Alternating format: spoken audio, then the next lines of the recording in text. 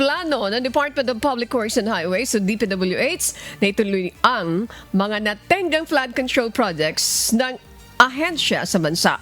Ayon kay DPWH Secretary Vince Dizon, kukunin pa rin ito sa pondo savings ng kagawaran sa taong 2025. Nais-an niyang mangyari ni Pangulong Ferdinand Marcos Jr.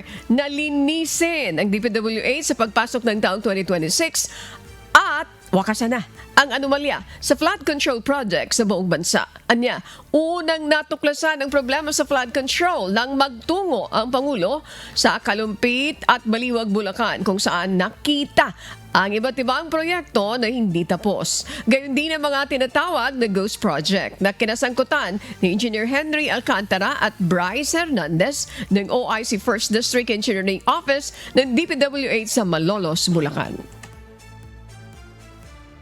Kasi kailangan itong buong district office na to, na kung saan talagang sumabog itong napakalaking skandalong ito, symbolic to din ng pagbabago.